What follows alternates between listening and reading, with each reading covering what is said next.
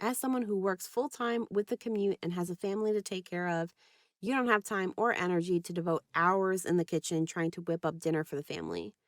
That's exactly why I created my ultimate kitchen guide for quick and easy meals. In this guide, you'll find a list of foods that you should have on hand in your kitchen on a regular basis, along with tips on how to put things together on your plate to create a balanced anti inflammatory meal. Imagine a world where you can come home and whip up a healthy meal in like 20 to 30 minutes and still have time to kick your feet up on the couch and catch up on your shows before bed. Yes, it's not a dream, it's your new reality. All you have to do is head to www.betterwithcarbo.com/guide and grab your free copy today. That's betterwithcarbo.com/guide. Get ready for healthier meals with less kitchen stress. Good enough doesn't mean you're giving up or that you're just doing an okay job or you're settling for mediocre. It means that at this current time, when you already have so much on your plate and so many different hats to wear, aiming to be good enough means doing enough where the benefits from your effort are sufficient enough to yield a positive result. I'm Krissy Carbo, registered dietitian and host of the Inflamed in the Brain podcast. Here we cut through the confusion and complexity of inflammatory health to deliver straightforward, bite-sized strategies and information you can easily apply to your life. Not too long ago, I was lost in a sea of information, overwhelmed by the challenges of inflammation. But through years of trial, education, and self-discovery, I learned to break free from the chaos of fad diets and cultivate a practical anti-inflammatory lifestyle that not only helped me stabilize my own diagnosis, but thrive with it. Whether you're an autoimmune warrior or simply seeking a healthier, uncomplicated life, you found your tribe. Join me as we explore realistic strategies that can make a profound difference in your life. So if you're ready to embrace a simpler, healthier way of living, you're in the right place, my friend. Let's dive in, learn, and grow together. Welcome to the Inflamed in the Brain podcast. Let's get started. Hello, and welcome to another episode of the Inflamed in the Brain podcast. I'm Krissy, your host, and I hope you're doing well this Tuesday. Today is going to be a little different from the content that's usually put out here. Today, I want to talk to you about the principle of good enough.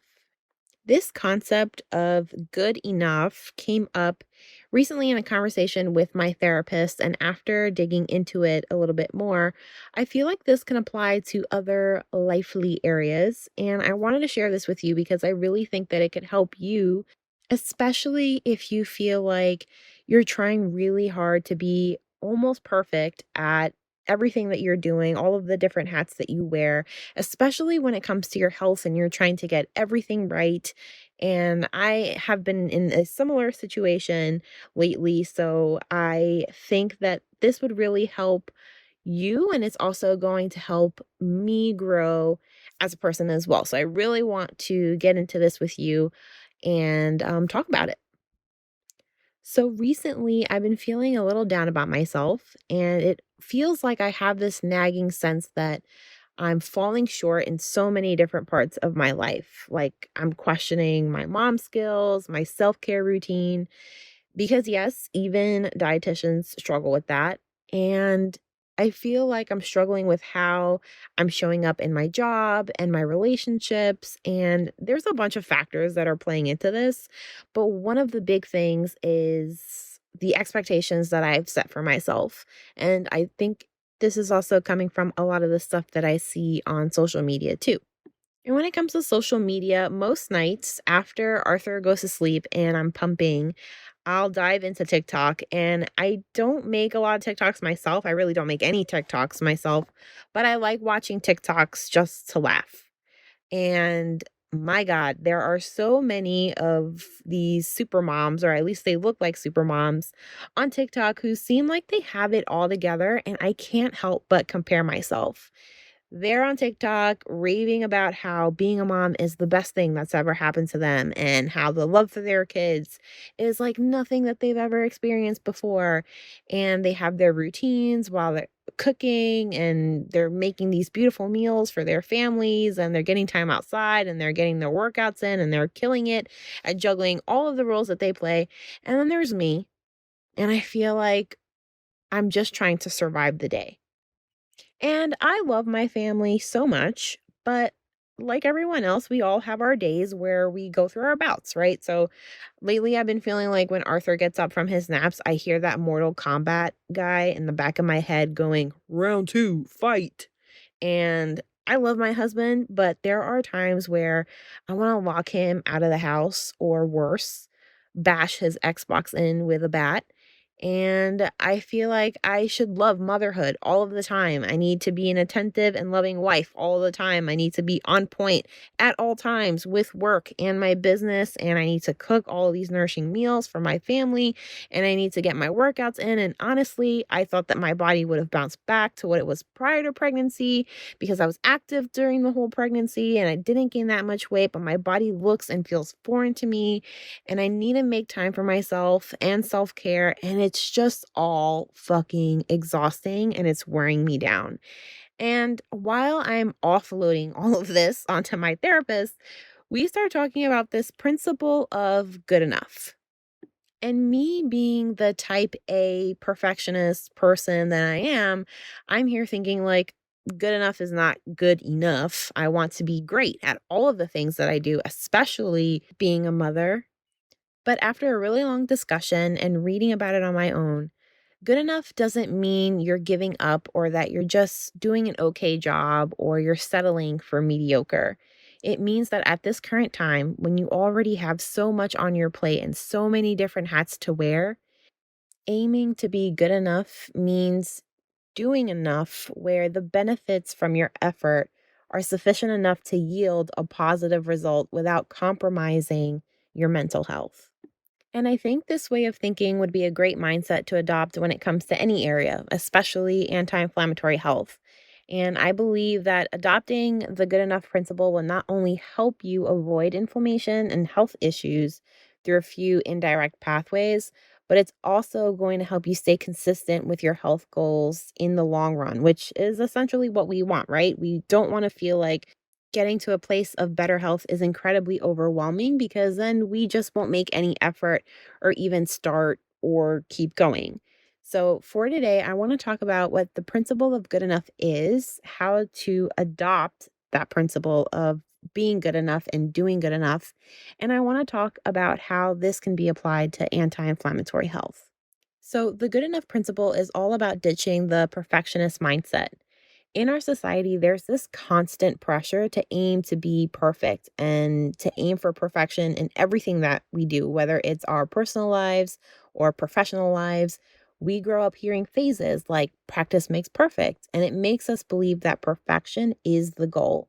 However, since becoming a mom, I've realized that this approach just doesn't cut it. And I've come to realize that this idealized pursuit is not only impractical, but it's also just really unrealistic. And I think I've always had this perfectionist mindset where I need to do everything right and I need to do everything perfectly or almost perfectly, but it's only been thrown in my face or become more relevant to me since becoming a mother. The British Journal of General Practice sheds some light here on how the good enough principle was introduced in the 1950s by a pediatrician. And the idea is pretty simple. It essentially states that a child doesn't need a perfect parent. Instead, what a child needs is a parent with good intentions who can love them without any conditions or limits. And it goes into more detail about how this is helpful for the kid growing up because it takes the pressure off of them to be perfect when they see a parent who isn't perfect. And it helps them strengthen the connection and trust between parent and child, and children learn to be flexible and build confidence.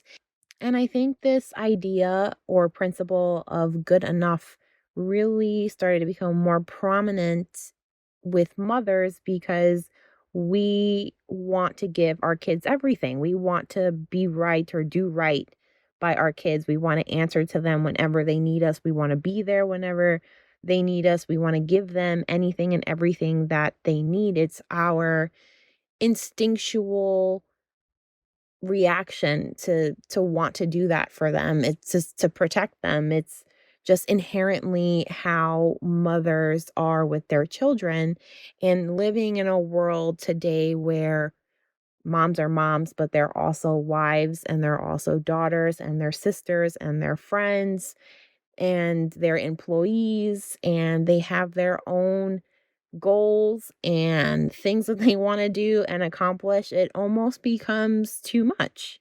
So, with good enough, you start to kind of just think about where can you push back so that you can show up and make positive impact without literally killing yourself over it. And remember, good enough isn't about being mediocre or doing a mediocre job. It's about striving to perform at a level where numerous benefits can still be achieved, like I said, without killing yourself. And the key lies in managing expectations. So instead of setting unrealistic or excessively high standards, especially when we're already juggling multiple responsibilities, it's essential to find a balance where you can set achievable goals without pushing yourself to a point of exhaustion so that you can ensure a positive and reasonable outcome. So, if you're following along, you're probably wondering, like, okay, so how does this relate to health? Well, I think that perfectionism can come back to bite us in the ass, especially when it comes to health. And this is where the good enough principle can really help us here. Just as an example, years ago after my diagnosis and when fasting started to become really popular, I wanted to try it. And I remember I wasn't trying to do it for weight loss. I was trying to heal my gut to support my immune system, and it was really hard. I was trying to go a full 24 hours without solid food. And I remember I was thinking, okay, like I'm fine with having my cup of coffee in the morning and then some bone broth around lunchtime. But it was really hard once I got home from work and I was exhausted and I was hungry and I was just thinking about food. So I would just end up breaking my fast and eating a bunch of whatever I can get my hands on. And I would tell myself that I would just try and fast again tomorrow.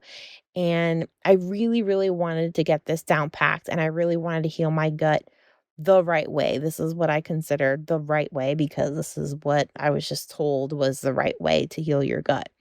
And I know now that fasting just isn't for everyone. And there are really effective ways to support your gut while eating food. But because I wanted to do things perfectly and not fail this fast, for weeks, I ended up starving myself during the day, binging when I got home, and then starving myself again the following day because I just wanted to try and go 24 hours without eating food.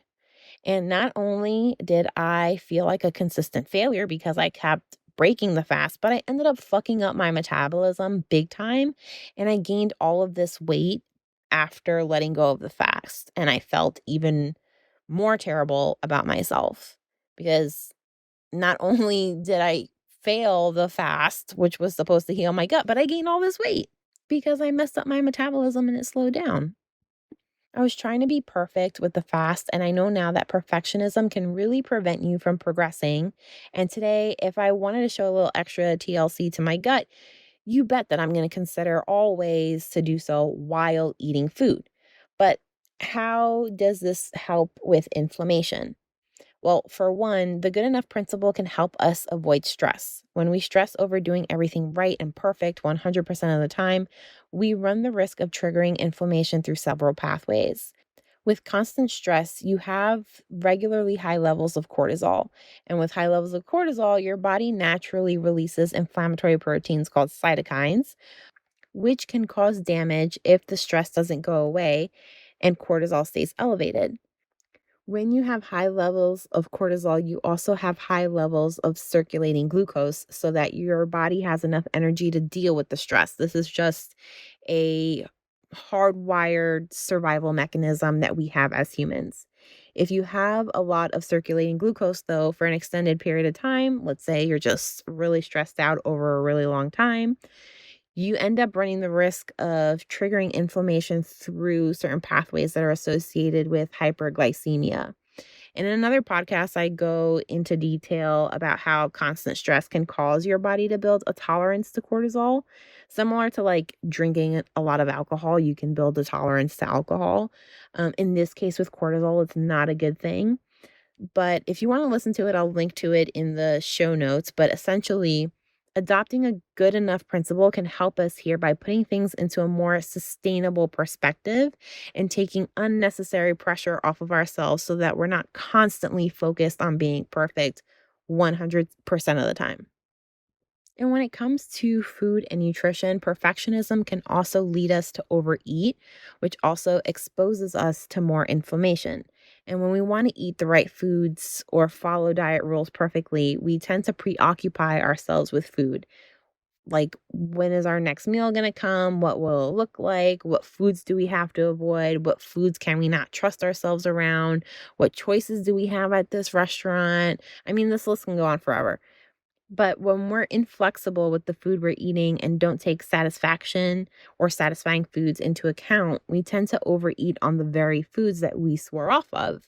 So instead of swearing off foods and then overeating on them later, the good enough principle encourages us to figure out what adjustments can we make to our eating habits while staying thoroughly satisfied.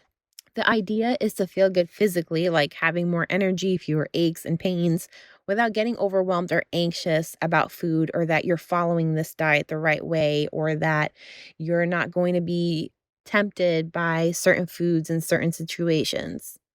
This approach can help us steer clear of inflammatory exposures in the long run. Plus, doesn't it just make more sense and sound a lot better to eat in a way where you can enjoy satisfying foods rather than eating in a way that you're deprived of your favorites? So, you know about the good enough principle, where it came from, and how it stems from helping us trying to fix our perfectionist mentalities and how perfectionism can cause or contribute to inflammation. How do you start trying to get into this good enough mindset? Well, personally, I think a good kickoff is to be more mindful about who you're following on social media and keeping things in perspective. I have to remind myself to do this a lot because I often fall into the comparison trap. It's really easy for me to forget that what I see on social in a 30-second reel or TikTok isn't real life. And I need to remind myself when I see these 30-second videos that this is not real life, no matter what the topic, motherhood, nutrition, relationships, or anything else. It's just a quick snapshot of a really good day for someone. And most people won't show a genuine argument with their spouse, or a crying, teething baby, or their parents nagging at them, or anything of the sort. Even what I post on Instagram are these like picturesque meals that I put together, not the mountain of dishes that are in my sink or my kid having a meltdown on the floor while I'm trying to cook.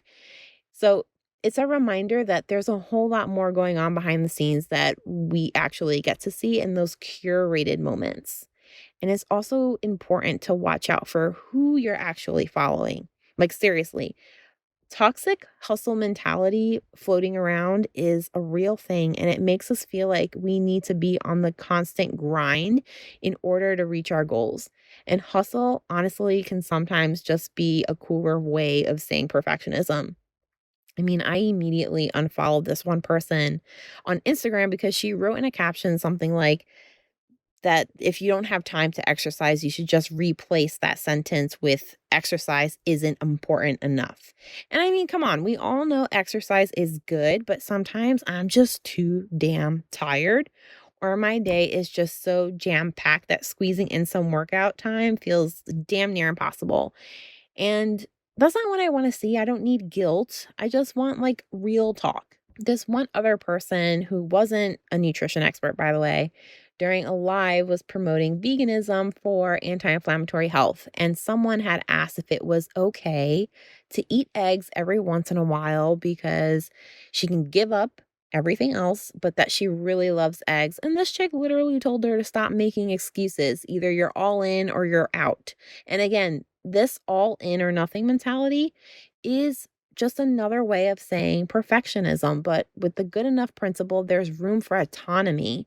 We aim to establish our own standards of what is deemed good enough, recognizing that it varies for each person. So, what's good enough for me is not going to be good enough for you, and that's fine.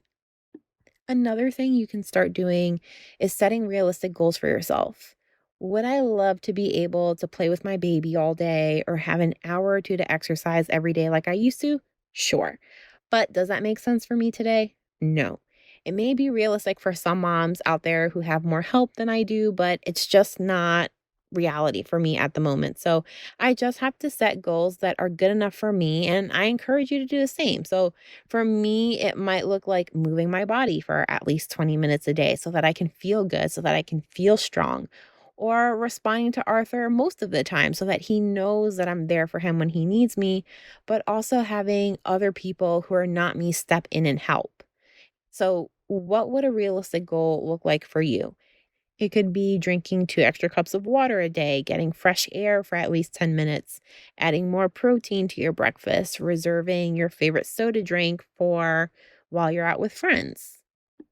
And then my last method here for implementing a good enough principle would be to be open to accepting help. And this one really hits close to home for me because I've always taken pride in handling everything on my own, reluctant to ask for help, reluctant to accept it. And I'm working on untangling the idea that seeking help doesn't make me incapable. In fact, it can relieve a ton of pressure to be perfect. I realized that by accepting help, it not only eases the burden off of myself, but it also releases stress levels and it helps free up energy and attention for my non negotiables like a good workout or quality time with my son. And hey, less stress means less inflammation, and that's just a nice bonus. So, when life gets really overwhelming, I have to try to be more mindful. I take a step back and I figure out where I can let go and maybe even just ask for a hand. I have to take a step back and think about what can I release without compromising a positive outcome. It's all about finding that balance. If you're trying to take better care of yourself right now and things feel really overwhelming or they feel like too much, where can you push back or let go and still see positive outcomes? That's what good enough means. And again, remember, it's not about accepting mediocre. It's about finding balance between discipline and flexibility. And I am all about balance. Don't forget to celebrate those small little victories too. They are the building blocks for significant results. I've got this stencil thing on my wall that says 1% better every day. And for me, it serves as a constant reminder that small things add up to big results. Just like one brick won't build a house, but add a brick each day and you're on your way to a solid foundation. We just have to aim to get 1% better every day. And hey, this whole process is going to take time and practice. And I'm honestly right here with you, trying and working through it and still in the practice zone. There are days and weeks when I'm really hard on myself, thinking that I could be doing better at everything. But my main goal is to get better at letting go and welcoming more help to release stress and put me in a better headspace for my non negotiables in my life. So, where's one thing in your life where you can apply the good enough principle? If this really resonated with you, I want to hear about it. So, leave a review or reach out to me at Better with Carbo on Instagram. I'd love to hear from you. And please share this episode with a friend who can benefit from our chat today. Don't forget to subscribe so that you don't miss out on any of our chats. Until next time, my friend, same time, same place.